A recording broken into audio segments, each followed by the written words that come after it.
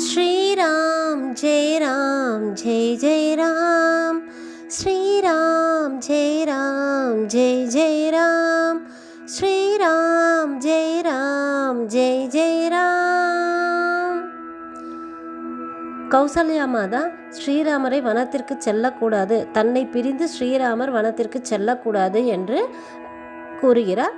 இதையெல்லாம் கேட்டவுடன் ஸ்ரீராமர் கௌசல்யா மாதாவை ஆறுதல் படுத்தும் வகையில், நான் தந்தையின் வாக்கை நிறைவேற்றியே ஆக வேண்டும் என்று கூறிவிட்டு, அம்மா உங்களுக்கு தெரியாததா, கண்டு முனிவர் தன் தந்தையின் ஆணைக்கிணங்க பசுவை கொல்வது பாபம் என்று தெரிந்திருந்தாலும் தன் தந்தையின் ஆணைக்கிணங்க பசுவை கொன்றவர்தானே கண்டு முனிவர். அவரை பற்றி உங்களுக்கு தெரியாதா?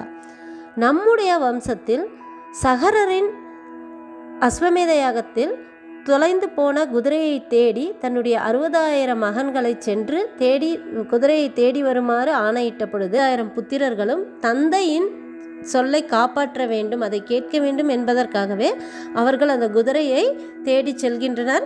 அங்கு கபில மகரிஷியின் ஆசிரமத்தில் அவரின் தவத்தை கலைத்ததனால் அவர் கோபத்திற்கு ஆளாகி அனைவரும் பஸ்மமாகி விடுகின்றனர். அதனால் சகரரின் சொல்லை காப்பாற்ற வேண்டும் என்பதற்காகவே அவருடைய மகன்கள் அனைவரும் இறந்துவிட்டனர்.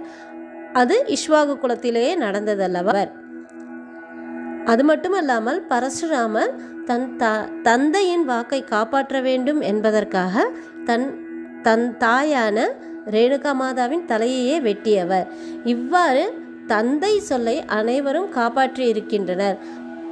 பித்ரு வாக்கியத்தை காப்பாற்ற வேண்டும், அதுவே ஒரு மகனின் தலையாய கடமை.